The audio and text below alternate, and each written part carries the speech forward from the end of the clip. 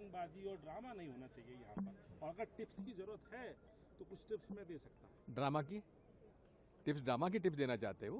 अच्छा, मैं तो ये कहता हूँ एसआईआर से हमें कोई दिक्कत नहीं है। पहले भी हुई एसआईआर, ठीक है। तब एसआईआर जो थी 2-2, 3-3, 4-4 महीने चलती थी, और वो एसआईआर जो थी हर नागरिक का वोट रजिस्टर करने की प्रक्रिया थी। उसमें वोटर कोई फॉर्म नहीं भरता था, बीएलओ आता था, पूछता था और हम उसको जानकारी दे देते थे, वो हमारा वोट जुड़ जाता था।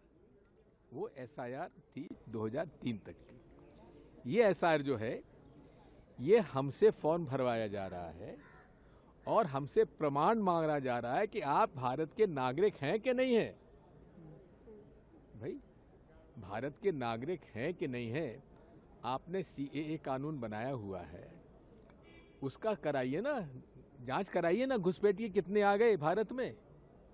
ये एसआईआर नहीं है, ये सीएए हो रहा है। इसका हमको आपत्ति है, नंबर 1। नंबर 2, इतने धांधली पकड़ी जा रही है। अभी तो मैं भोपाल में मैं एक संघ के कार्यालय में गया, संघ का कार्यालय का बोर्ड लगा हुआ है, मध्य प्रदेश शिक्षक संघ का बोर्ड लगा हुआ है। वहाँ पे 30 मतदाताओं के नाम उस ऑफिस में रहने वालों के लिखे हुए हैं, 30। मैं जब गया तो वहाँ एक व्यक्ति, हमने पूछा आप कौन है, कि साहब हम संघ के शाखा के प्रशिक्षक हैं। आप रहने वाले कहाँ के? हम ग्वालियर के हैं। मैंने कहा आपका वोट कहाँ है? कि साहब भोपाल के उस मोहल्ले में आपका वोट है। मैंने कहा इसमें तो नहीं है? कहा साहब इसमें मेरा नाम नहीं है। हमने 30 लोगों के नाम छांटे, बीएलओ से कहा कि ये तुम्हारी सूची सही है ना? हाँ साहब सही है। तो मैंने 30 में से हम घर में जाके देखा, घर में 2 परिवार रह रहे थे, 2 खटीक थे, उन्होंने भी वो किराए भी नहीं देते थे, उन्होंने कब्जा किया हुआ था। उसमें से एक लड़के का पता पड़ा कि एक लड़का जो है जिसका नाम था वो वहाँ रहता था। बाकी 30 में से 29 लोग वहाँ रहते ही नहीं थे, लेकिन वोट डाल रहे थे।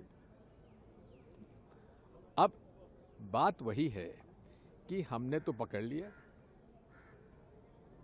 हमने ये तय किया है कि जिस बीएलओ ने, जिस असिस्टेंट रिटर्निंग ऑफिसर ने नाम जोड़े हैं और जिस रिटर्निंग ऑफिसर ने एक्सेप्ट किया है, उसके खिलाफ हम पुलिस में एफआईआर दर्ज कराएंगे। पुलिस अगर नहीं करेगी तो हम उसमें एफआईआर दर्ज करने की एप्लीकेशन उस संबंधित कोर्ट में लगाएंगे।